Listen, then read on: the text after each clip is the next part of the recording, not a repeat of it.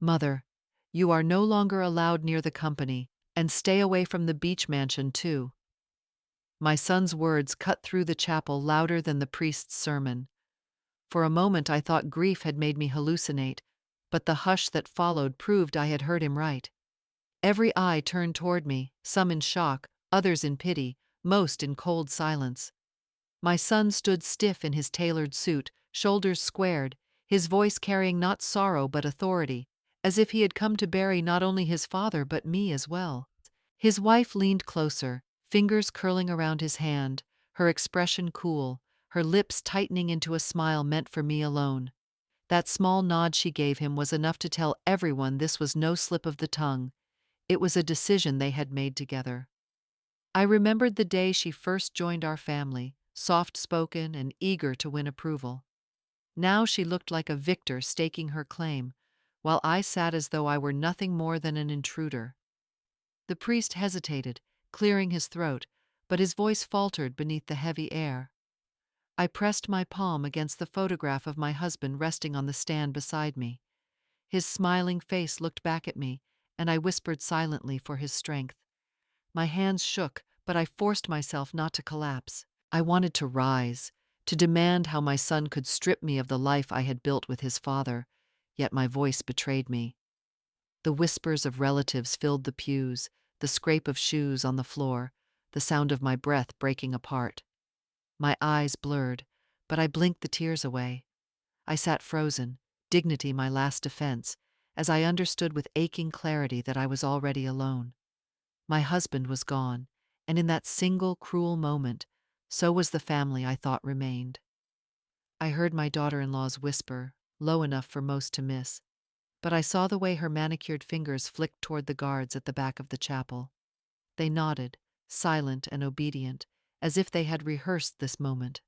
A shiver cut through me, sharper than the autumn wind outside. This was no accident, no slip of tongue, but a plan carried out with precision. Around me the murmurs began, soft ripples across the pews. A cousin leaned toward another, shaking his head, while an aunt pressed her lips tight, her eyes darting away from me. A few faces carried sympathy, but none spoke a word. Their silence was more brutal than accusation, because it left me stranded, stripped of dignity, a spectacle in my husband's farewell. The chapel no longer felt solemn. It grew heavy, suffocating, as though the air itself turned against me. The lilies that once smelled of peace now seemed to rot in my throat. My pulse hammered in my ears, and I realized my hands were trembling violently. I clutched at the only pieces of him I had left, the worn leather Bible he had carried for years, and the handkerchief that still bore his faint cologne. My fingers dug into the fabric as if I could anchor myself to him, as if his presence might shield me from the cruelty unfolding.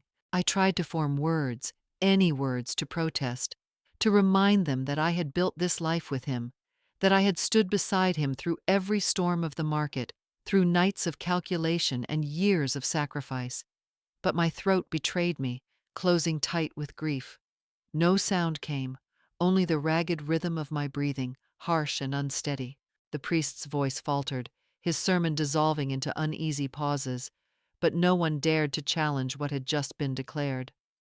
My son's wife sat still, composed, her eyes fixed ahead, but the shadow of satisfaction lingered on her lips. She had not only taken my seat in the family but now commanded the very doors that should have remained open to me. I bowed my head, clutching the Bible and the handkerchief tighter, their textures rough and soft against my skin. They were all I had left of him, and in them I sought strength to endure.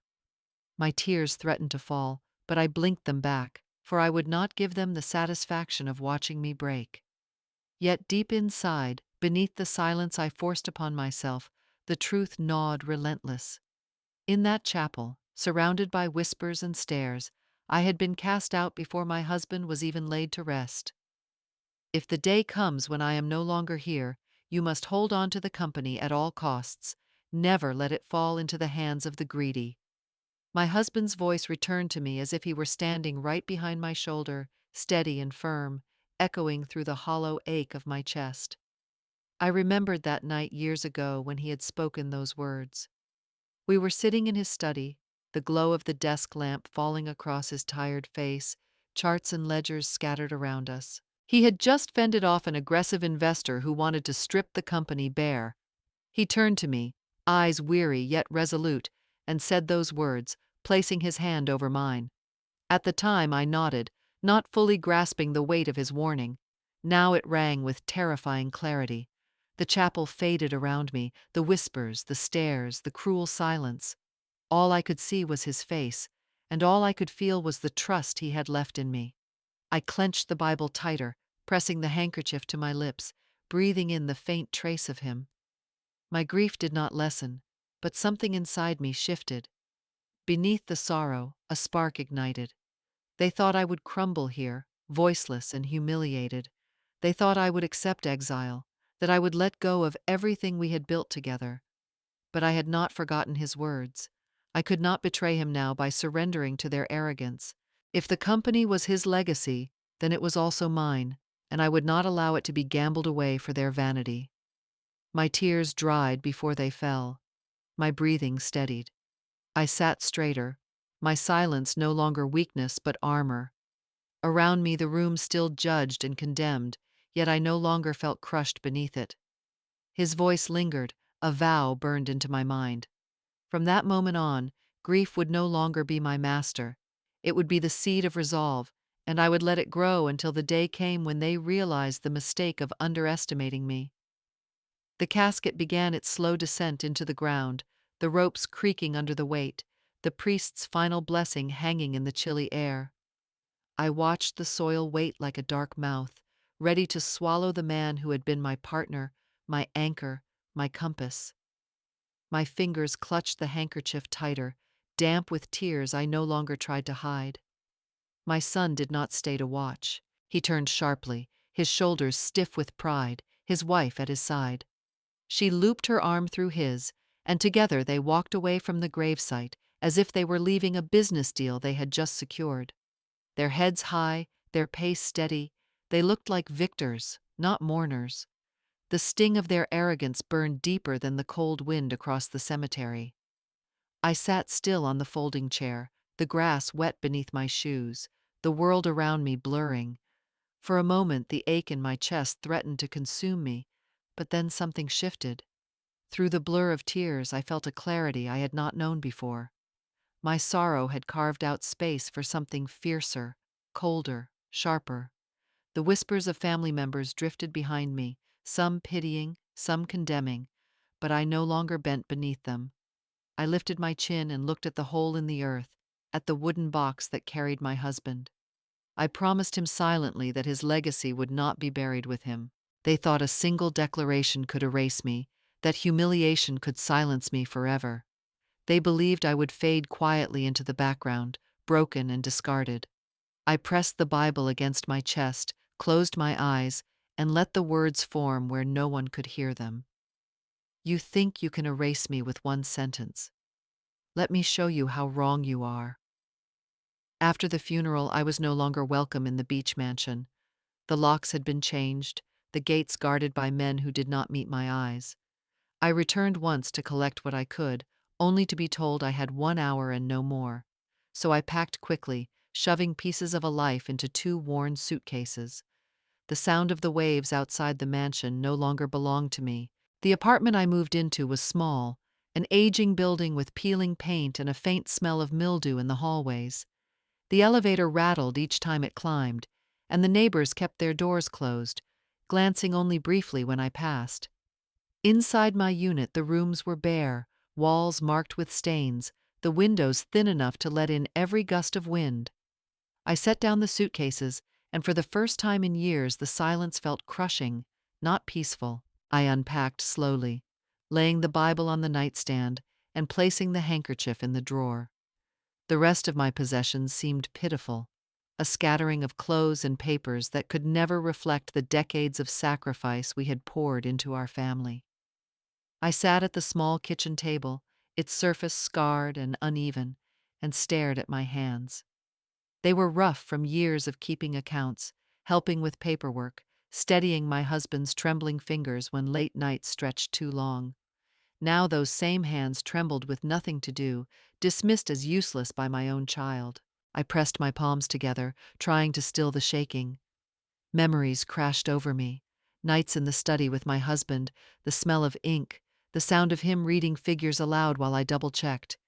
We had built everything brick by brick, trust by trust, never taking shortcuts. And now all of it had been stripped from me with a sentence spoken at his grave. The humiliation burned hotter than grief. To be cast aside by strangers would have been painful enough, but to be erased by my own blood cut deeper than any wound. I looked around the tiny apartment, at the ceiling stained by water, at the thin carpet fraying by the door.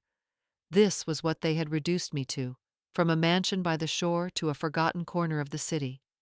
My chest tightened, but through the ache I felt a spark of defiance. They thought they had buried me with him, but I was still here, and I would not stay silent forever. I discovered the storm not from my son, not even from a relative, but from the glow of my phone late one evening. The notifications piled high, names I did not recognize, words flashing in endless streams. I tapped one post, then another, my breath catching as I realized the source. My daughter-in-law. Her face appeared beside the accusations, crafted sentences sharp as daggers. She claimed I squandered money on luxuries, that I was drowning in debts, that I plotted to steal from my own son. Photos of me at family dinners, at church gatherings, even a picture taken at the funeral, had been twisted into proof of her lies. She had enlisted her friends to share them, and the wildfire spread across Facebook, Instagram, places I had barely touched in years. The comments struck harder than any sermon. Parasite, greedy, pathetic. They did not know me, yet they wrote as if they had walked my life. One stranger said I was a leech clinging to wealth.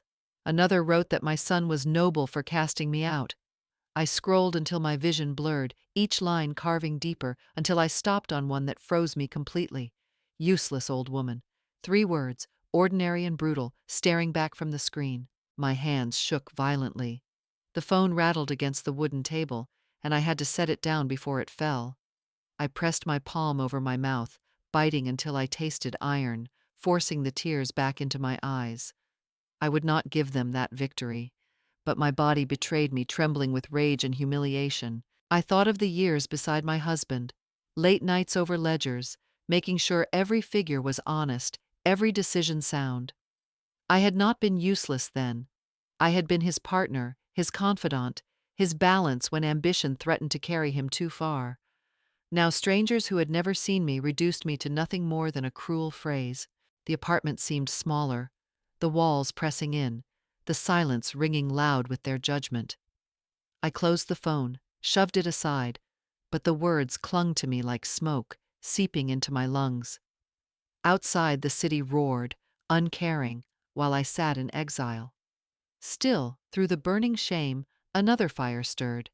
If they wanted me erased, they would soon learn I was not so easy to discard. The isolation arrived quietly at first, like a draft seeping through the cracks of a closed window. Invitations that once came without fail stopped appearing. The monthly dinners with cousins were suddenly canceled, or rather they happened without me. I saw the photographs later, smiling faces gathered around long tables, my seat conspicuously empty. No one called to explain. No one called at all. The phone that used to buzz with casual check-ins from nieces and nephews now lay silent on the counter, gathering dust. I told myself it was grief keeping them away, that they needed space, but the truth was harder. They believed the stories, or at least they feared the trouble that came with standing near me. My name had become poisonous. One afternoon, desperate for comfort, I dialed a friend I had known for decades. We had raised our children side by side, shared recipes, celebrated milestones together. When she answered, her tone was clipped, her words cautious. I asked if we could meet for coffee, just to talk. There was a pause, a long silence. Then she sighed. "Don't call me again. I don't want to be dragged into your family's mess." The line went dead, and with it, something inside me cracked. I sat staring at the receiver, my hand frozen in place. The walls of the apartment seemed to press closer, the ceiling lower, the light dimmer, I thought of my husband, of how he always said family was a fortress, friends the pillars that held us up. Now the fortress had crumbled, and I was left in the rubble, alone. Days stretched long and silent. The city moved outside my window, but I lived in exile within four thin walls. Loneliness did not just surround me, it seeped into my bones, into every breath. I had lost my husband to death, my son to ambition, my family to fear, my friends to cowardice. My son was not a patient or calm man. Even at the funeral, I had seen it in the way his eyes drifted past the priest and toward the men in suits standing near the gates. Grief did not hold him, ambition did. In the weeks that followed, his impatience sharpened into obsession. He needed to prove himself greater than his father, richer, louder, untouchable. It was not enough to inherit.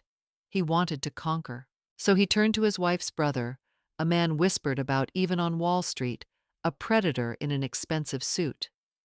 This brother-in-law had built his name not on honest work, but on schemes designed to trick the market, pump a stock with lies, then dump it before the truth collapsed the price. His reputation was slick, dangerous, and yet my son listened to him as though he were Moses descending from the mountain. They met in a glossy Manhattan office, the kind with glass walls and champagne chilling in silver buckets. The brother-in-law leaned across the table, his voice low and persuasive. "This is the age of crypto. Forget your father's dusty company traditions. One deal and you could multiply your fortune tenfold. You could be a billionaire before the year is out. Forbes will print your face." My son listened to him, his ambition clouding his eyes. His father, too, had been a man of great ambition, but he had always known how to rein it back with caution and honor. My son had no such guardrails. He saw only the promise of sudden glory.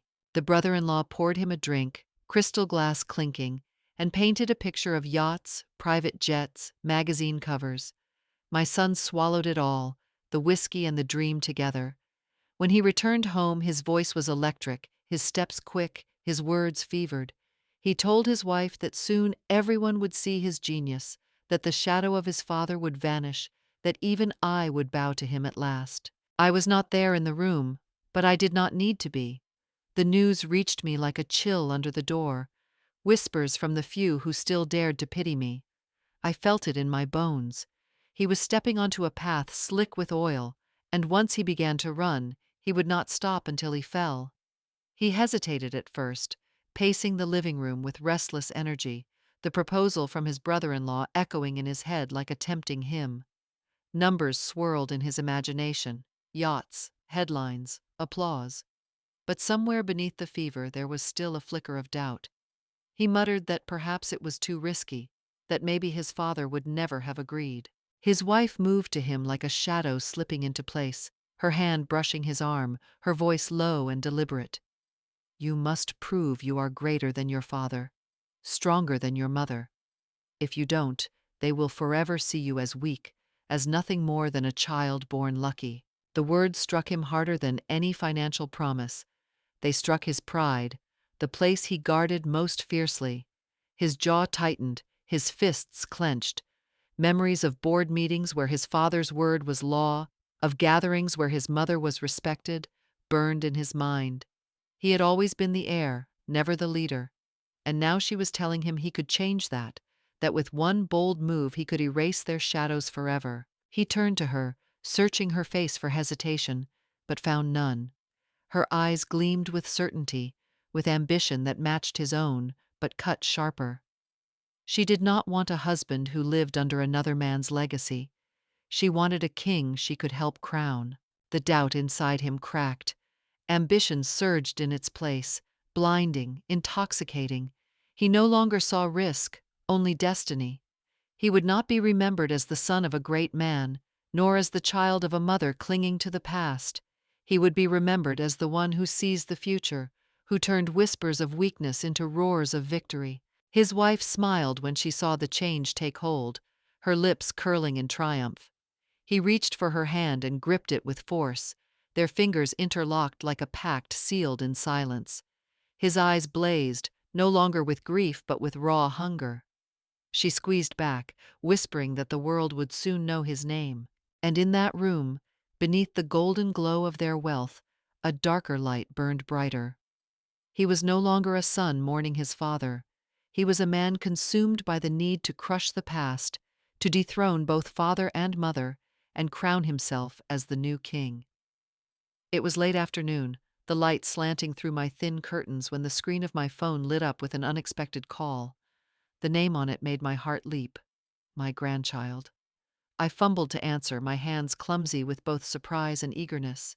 The image appeared, shaky, the camera held too close to a small face I loved more than words. Grand! The syllable tumbled out, uncertain but full of hope, before it was cut short. In the background I saw her, my daughter-in-law, striding forward like a storm.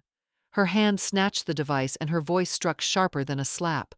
"Don't call her grandma, she's nothing, just call her that woman." The child's eyes widened, tears pooling until they spilled, cheeks flushed with shame and confusion. The screen jolted as the phone was yanked away, and before I could whisper comfort, the call went dark.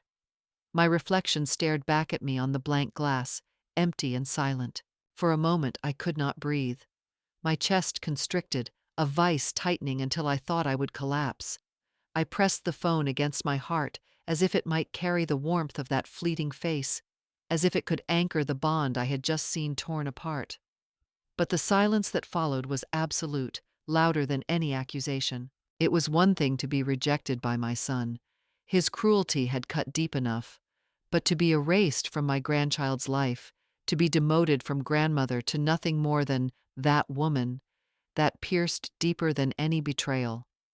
Blood ties meant nothing to her, and now she was teaching the child that I meant nothing too. I sat in the dim light, hands trembling around the phone, my tears finally breaking free.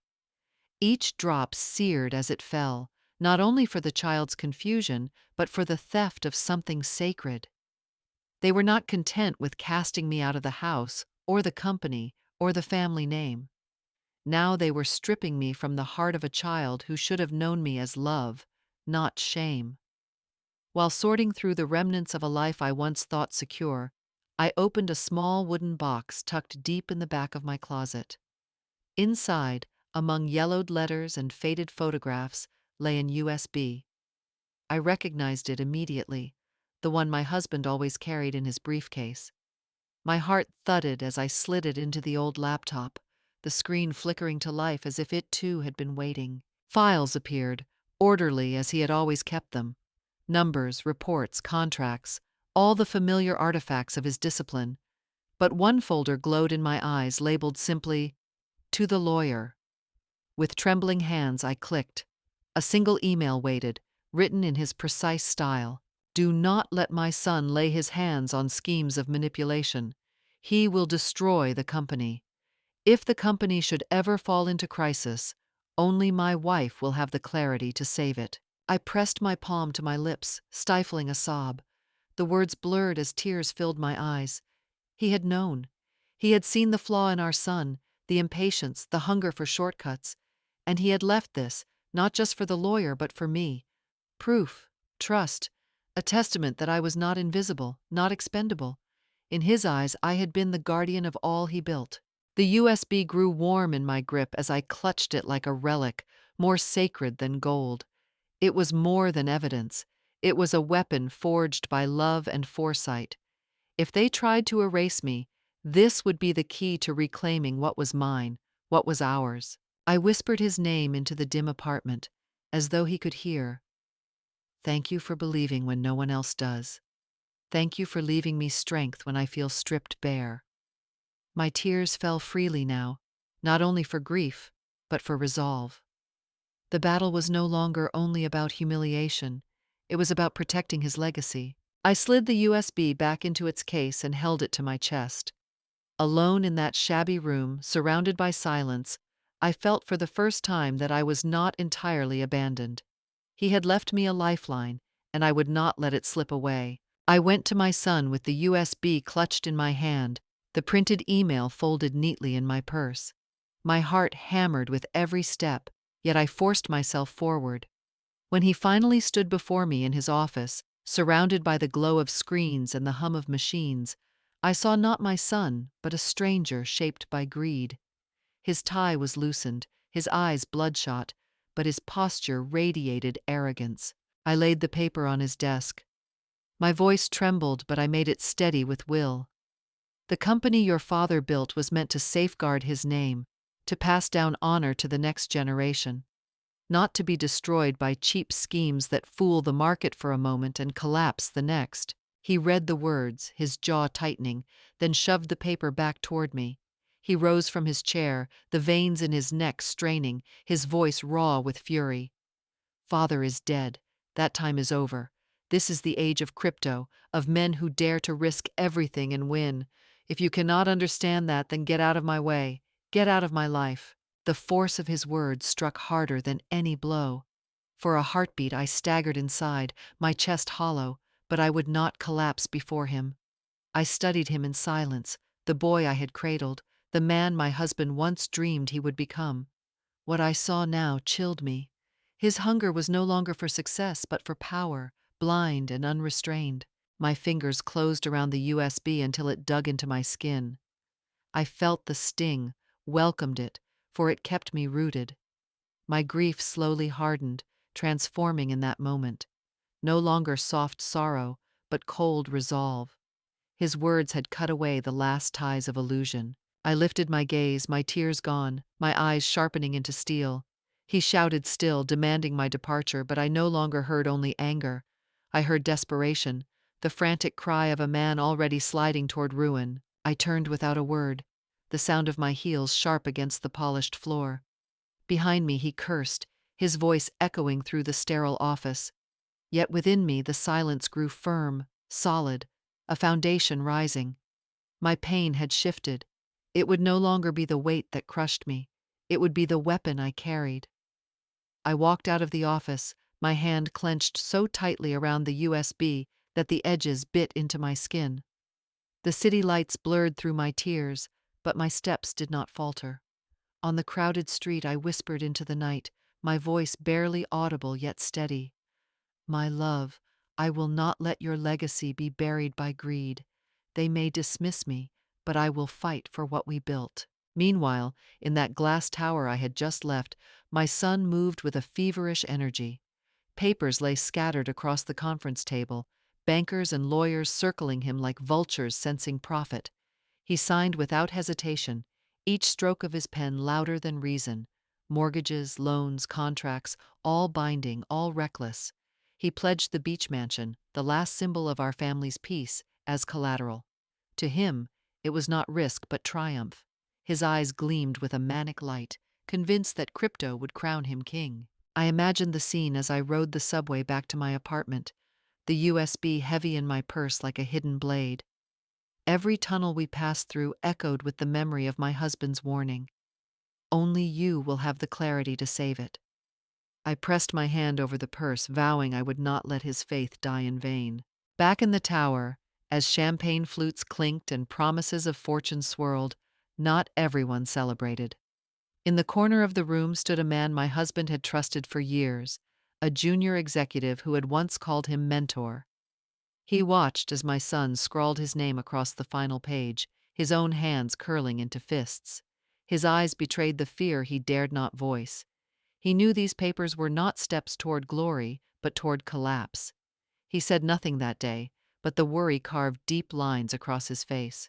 As my son laughed, envisioning magazine covers and headlines, that man turned away, the weight of dread heavy in his chest. He would keep silent for now, but his loyalty had not died with my husband. My son signed the contract with a flourish, his pen scratching across the page as though sealing destiny itself. Across the table, his brother-in-law grinned, the kind of smile that hid sharp teeth. With the deal complete, my son threw everything into it, mortgaging the beach mansion, piling on loans from eager bankers, even siphoning money from the company's reserve funds. To him, these were not desperate measures but brilliant strategies. He believed he was outsmarting the world. At the next gathering of friends, he could not contain himself.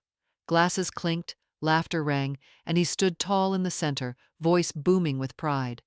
Just a few months from now, I will multiply our wealth tenfold. Forbes will print my name. He spoke as though it were scripture, certain of his own greatness. The room erupted with cheers, envious eyes shining back at him. He soaked in their admiration like wine, each word of praise inflating his already fevered ambition. Beside him, his wife rested a hand on his arm, her gaze sharp with satisfaction. "Finally, you will surpass your father," she whispered, her tone equal parts comfort and command. He looked down at her, chest swelling, as though he had already seized that crown.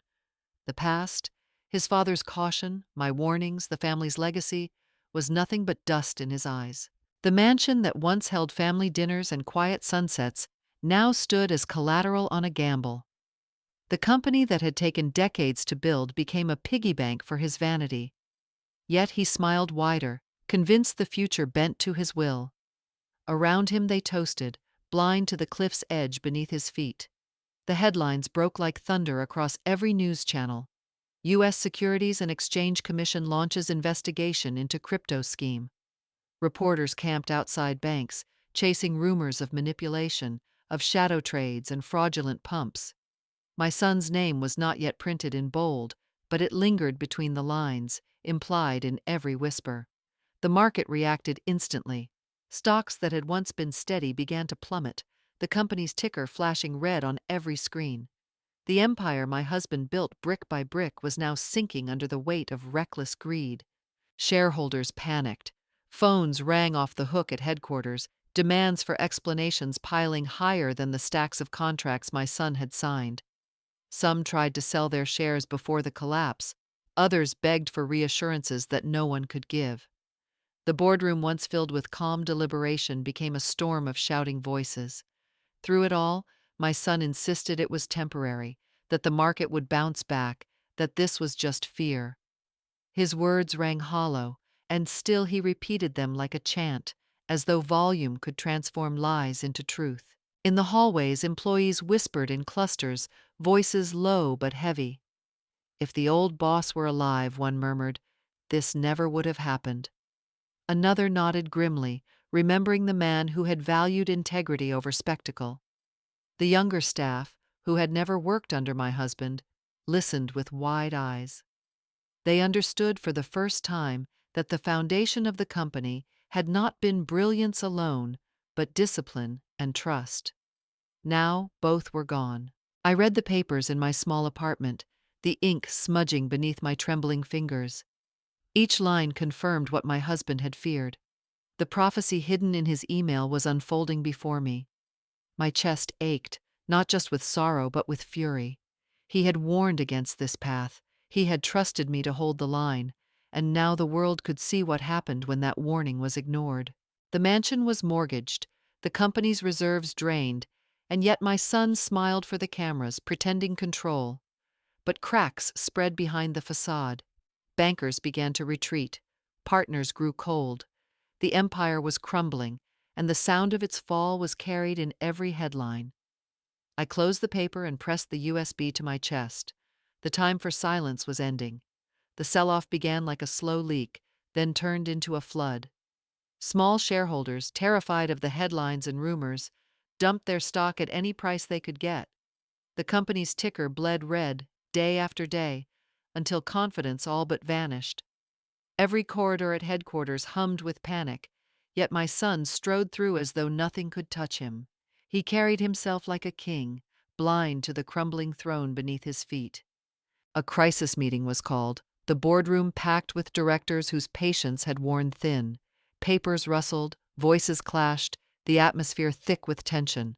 One elder director slammed his palm on the table, his voice trembling with outrage. "This is not the style of the late chairman. You are dragging the company into ruin." Others nodded sharply, murmurs of agreement spreading like sparks.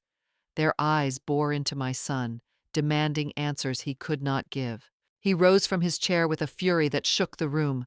"I am the CEO!" he shouted, his voice raw and reckless. "I decide. If you will not follow, then get out!"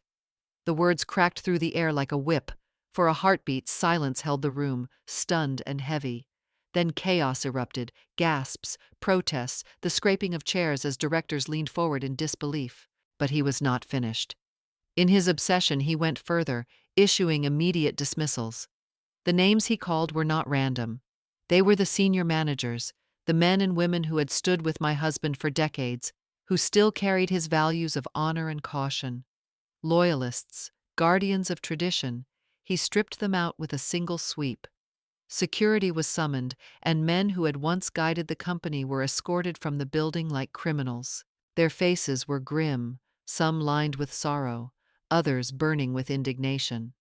They walked past the staff in silence, but whispers followed them like mourning bells. Employees knew the truth.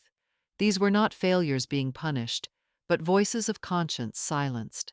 And in that silence, fear took root. My son sat back down, chest heaving, a hollow triumph flashing in his eyes. Around him, the board dissolved into uneasy quiet. No one dared push further, not now. He believed he had won, but what he destroyed was not just dissent. He had shattered the very spine of the company. I sat in my small apartment with the glow of the television flickering against the walls.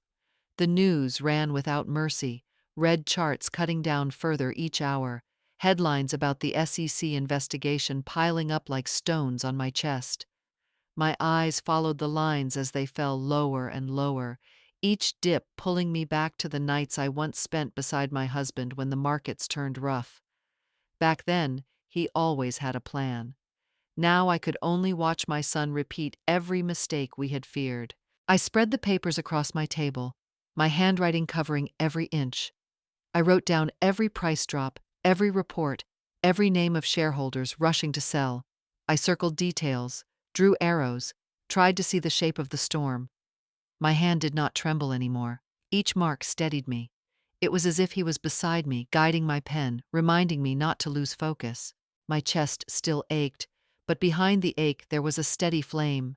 I pressed the USB against the stack of notes, feeling its weight, remembering the words my husband had left. He had trusted me to be clear when others drowned in greed. My son believed he was invincible, but the cracks were spreading already. I looked back at the television, at the faces of anchors repeating the news, at the image of my son smiling for cameras while the stock collapsed behind him. Pain pressed hard in my ribs, yet my thoughts sharpened like glass. I whispered into the quiet, barely more than a breath, "My child, it is your own hunger that will open the path. You think you are building an empire, but it is your greed that will tear it down. And when that moment comes, I will be here.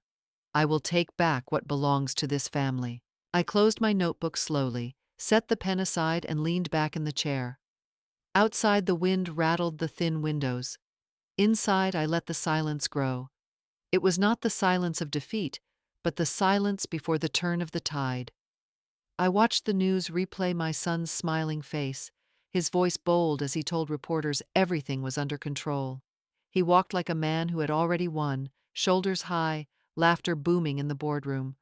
He thought the deal was unshakable, that fortune was only a few steps away.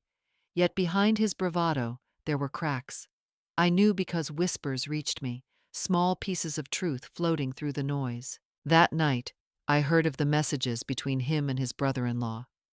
"Do not worry," the man had written. "In just a few more days, we will release good news, and the price will climb again." Empty promises, sugar on poison, designed to soothe him into silence while the trap tightened. My husband would have recognized it instantly. My son, blinded by greed, took the words as gospel. I sat at my small table, pen scratching notes as I pieced the pattern together. Market manipulation had its rhythm, and I could see it quickening toward collapse. I pressed the USB to my notebook, steadying my breath, waiting. Then came the call. A voice I had not heard in months, low and hesitant but filled with urgency. It was one of the old managers, a man who had stood by my husband through storms past. He did not waste time on greetings. "You need to prepare," he said. "Your son is tearing the company apart. Shareholders are already dumping their stock. This may be your only chance." I began the work in silence, the kind of silence that carries both fear and focus. Every evening after the news ended, I sat at my small table with folders stacked around me, piecing together the plan my husband once hinted I might need. The trust fund he had set aside for me so many years ago now unlocked in my name, steady and untouched, waiting like a quiet ally. I withdrew it slowly, discreetly, ensuring no eyes traced the movement. Then came the harder choices. I signed the papers to sell the hotel in Florida, a modest property we had kept for family vacations, where once I watched my son play in the pool as a boy. I sold the farmland too, the stretch of earth where my husband had dreamed of retiring. Each sale cut into me like a blade, but I reminded myself these were no longer places of joy. They were weapons now, pieces of a war chest I would need to reclaim what mattered most. Still, it was not enough. That was when I reached out to someone my husband had once called a brother. He ran an investment fund now, powerful but discreet, and he owed our family a debt from years back. I met him in a quiet restaurant far from the city, and when he heard my voice tremble with both grief and resolve, he placed his hand over mine. "I have not forgotten what your husband did for me," he said. "If you are ready to fight, I will stand with you." His pledge was not only financial but personal. For the first time in months, I felt the weight of true support. Together, the numbers gathered strength: the trust fund, the property sales, the capital from the fund.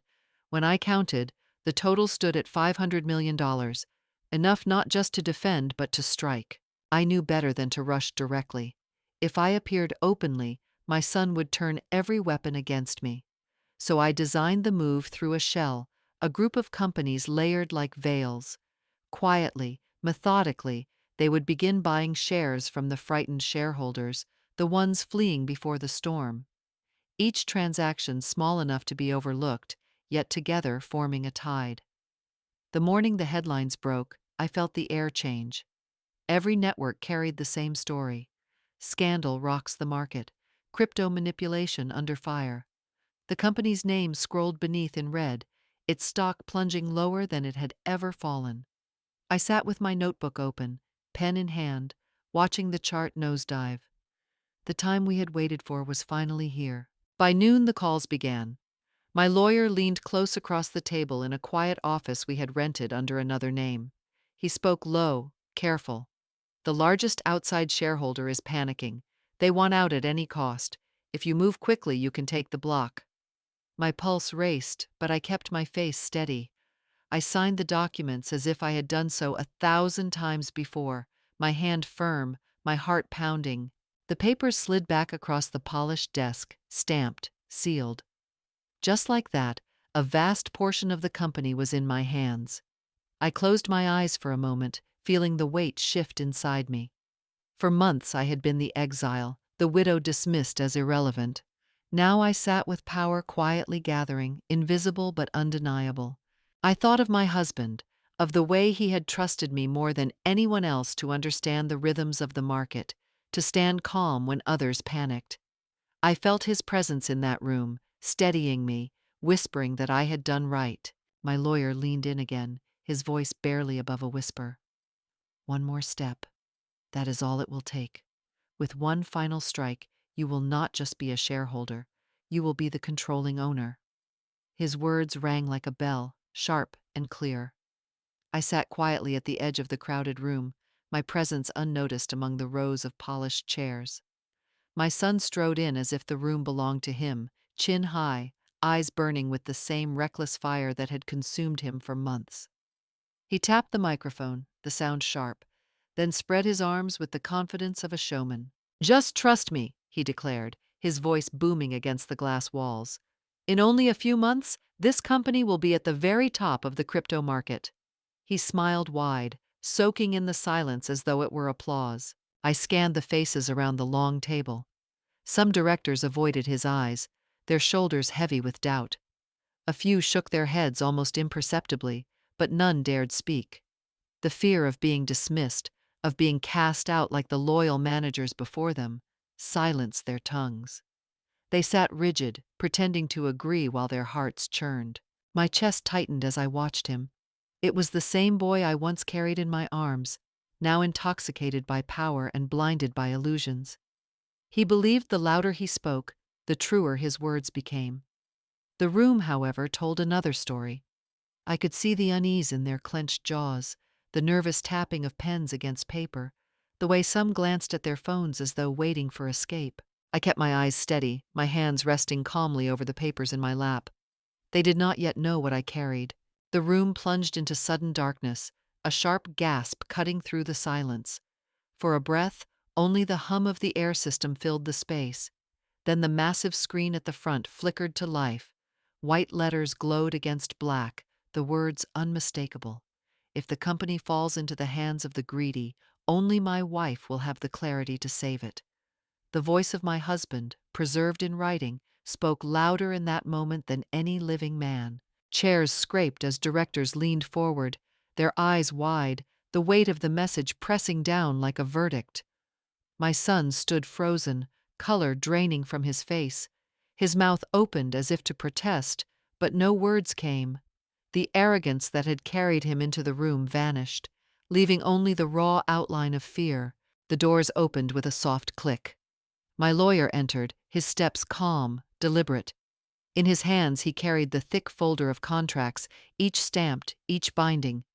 He laid them on the table before the stunned board. His voice was even, but it carried the weight of a hammer. Mrs. Harrington now holds 30% of Golden shares under the original will, in addition to 40% acquired from the fleeing shareholders. As of today, she is the controlling shareholder. A silence deeper than grief filled the room. Some directors glanced at each other, disbelief mixing with relief. For months they had watched the company sink. Now, in one moment, the tide had shifted. I stepped through the doorway, my heels striking the polished floor, each sound echoing with purpose. I did not rush. I did not need to. My posture was straight, my eyes fixed and cold. I met their stares one by one, and when at last I turned to my son, he could not meet my gaze. His head bowed slightly, as if the weight of truth pressed it down. I placed my hand on the folder, steady and sure. My husband's words still glowed on the screen behind me. The man who had trusted me, even from the grave, had now spoken for me. And now the company was mine to guard, mine to save. He slammed his fist against the table, his voice breaking into a roar that shook the walls. Impossible. This is my company. His eyes darted around the room, searching for allies, but the directors sat frozen, their silence cutting deeper than any words. He looked at me then, face twisted in rage and desperation. I held his stare without flinching. The impossible thing, I said, my voice cold and steady, is believing you could betray the blood and sweat of your father and become a billionaire overnight. My words sliced through the air like glass. For a moment he staggered back, as if the truth itself had struck him. He left the meeting in chaos, papers scattering in his wake, his phone already in his hand. That night the calls began. One after another the screen lit up with his name, the vibration rattling across the small wooden table of my apartment. 10 calls, 20. By the time it reached 59, the device trembled like a living thing, desperate for attention. I sat in the dim light, a glass of red wine in my hand, the liquid catching the glow of the lamp. I watched the phone, but I did not touch it. Each ring was a cry of panic, each missed call a crack in his armor. Once I would have answered without hesitation, rushing to soothe him, to remind him he was loved. But that time had passed. He had chosen greed over family, illusions over legacy. I let the silence answer for me. The phone rattled, then stilled, only to flare again. I sipped slowly, the taste sharp, almost bitter, but grounding. Outside, the city pulsed with life, indifferent to his downfall. Inside, I felt both grief and clarity. My son had been consumed by ambition, and I could no longer save him from himself. The morning papers carried the headline in bold across every front page: Widow of Founder Rescues Company amid crypto fraud scandal. I held the paper in my hands, the black ink smudging faintly against my fingers. Reporters called it a miracle, a decisive strike, a turning point for the company. But for me, it was something quieter, heavier, carved from months of pain and resolve. In the stillness of my apartment, I looked up at the framed photograph of my husband resting on the shelf.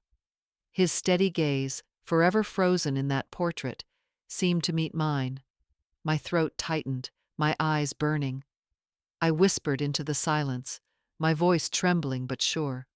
My love, at last I have kept the company safe from their hands. The weight of his absence pressed into me, yet with it came a strange calm. The empire he had built brick by brick was not lost. It had been torn, nearly destroyed, but not erased. I traced my fingers along the edge of the frame as though I could feel his hand there again, guiding me as he once did. The fall came quickly, sharper than even I had imagined. Within days the board convened, no longer willing to endure his chaos. In a unanimous vote, they stripped my son of his title as CEO. The man who once entered meetings with his chest high and voice booming now walked out flanked by lawyers, his shoulders hunched, his face pale. The news spread like wildfire. SEC subpoenas arrived, followed swiftly by calls from the FBI. Allegations of market manipulation and fraud trailed him like chains. His fortune, once flaunted with pride, collapsed overnight. The beach mansion had been mortgaged, the loans unpaid, the banks circling like vultures. His accounts drained, he had nothing left but the echoes of his ambition. For his wife, the unraveling came just as brutally. Her brother, the one who whispered promises of quick riches, was arrested for financial fraud. His name splashed across headlines, and with it, hers. Society's doors slammed shut. Friends who had once toasted at her table now ignored her calls, their silence louder than gossip. One morning she packed quickly, her expression cold, her eyes fixed on the child clinging to her hand. Without a word she left him behind, abandoning the man she once pushed toward the throne. She chose her own survival over loyalty, and in that act confirmed the truth. Ambition had been the only bond between them. The scandal shook not only them but the family that had once turned their backs on me.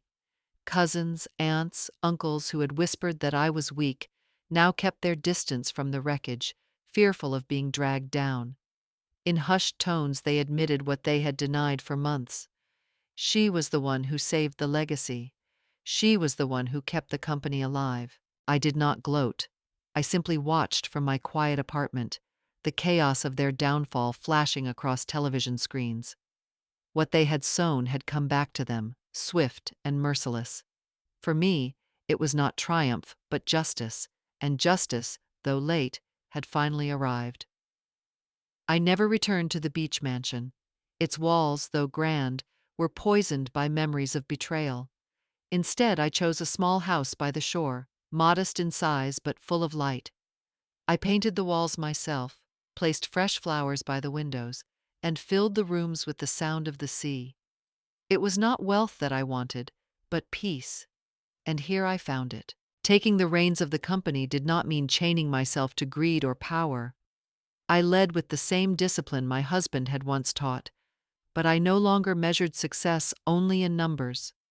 For the first time in years, I allowed myself to think of what life could be beyond balance sheets and boardrooms. I opened an art studio near the harbor, a quiet place where widows and divorced women gathered. Brushes dipped in paint, laughter and tears mingled as we created something new together. Some came broken, their lives fractured by loss, yet in the rhythm of colors they found strength again. Watching them reminded me that healing was not about forgetting but about building anew. With the profits from my shares, I founded a small charity fund. Its purpose was simple: to help women who, like me, had once been left adrift, to guide them toward financial independence after losing a partner. I visited them often, spoke to them not as a benefactor, but as a sister. Their gratitude warmed me, but more than that, their courage inspired me. I no longer lived in bitterness. I no longer replayed the betrayals of my son or the cruelty of those who had turned away. Instead, I embraced the freedom to shape my own days, to smile without restraint, to honor my husband not only by preserving his legacy, but by creating my own. The sea outside my window whispered each morning, steady and eternal. I lifted my face to the wind and felt no chains, only the quiet joy of knowing that for the rest of my life I had chosen happiness. The message came just as the sun was sinking, casting long orange streaks across the sea outside my window. I picked up the phone and saw the photograph. My son, once so full of swagger, was caught by the paparazzi stepping out of a courthouse. His suit hung loose on his frame, his face hollowed, eyes vacant like a man who had aged decades in a single year. For a long moment I simply stared. The boy I had raised was still there beneath that ruin, but ambition had consumed him, and now he stood stripped of everything he once worshipped. That evening a knock came at my door. When I opened it, one of my relatives stood there, shoulders hunched, voice trembling with words that refused to come smoothly. "We were wrong," they murmured. "We abandoned you when you needed us most. But now it is too late." Their eyes could not meet mine, darting to the floor as though the shame was too heavy to carry. I did not answer with anger. I did not even raise my voice. I only offered a thin smile, one that held neither blame nor forgiveness. My silence wrapped around them like a verdict, heavier than words could ever be. In that quiet, they shifted uneasily, realizing that nothing they could say would erase the betrayal. They left soon after, the echo of their apology lingering in the air. I returned to my chair by the window, the phone still resting on the table beside me. Outside, the tide rolled in, steady and indifferent. I lifted my gaze to the horizon and let the silence remain. Some wounds are not healed by forgiveness, and some punishments do not need words. That night I sat alone in my small room, the lamp casting a warm but fragile glow across the wooden table. I pulled out the old family album, its leather cover worn smooth by years of touch. My fingers turned each page slowly until they stopped on one picture. My husband, myself, and my son as a boy, his smile wide, his eyes bright with innocence. For a moment I pressed my fingertips against the image, as if I could feel the softness of that child's cheek, as if I could step back into that time when the world was simpler. Tears welled in my eyes and slid down my face, but they were not the bitter tears I had shed before. These were gentler, carrying not grief alone but a quiet acceptance. I could not change the choices my son had made, nor erase the damage he had done. I could only acknowledge the boy he once was and release the man he had become. I closed the album carefully, holding it against my chest for one last breath before laying it back on the shelf. My voice broke the silence, soft but firm. This time, I chose myself. The words lingered in the air, steady and final, as though spoken to both the past and the future. Beyond the window, the sea whispered, eternal and indifferent. I sat still, letting the sound wash over me, carrying away the last fragments of bitterness. And it left behind a question that even I could not answer. Would my son ever awaken after losing everything? Or would he sink deeper into the same greed that had undone him? The answer lay not with me, but with time. If this story touched you, take a moment to honor the strength within your own journey. Share it with someone who has forgotten their worth, someone who needs to remember that dignity and hope can rise even from shadows. Protect your spirit, hold on to gratitude, and trust that renewal is always within reach.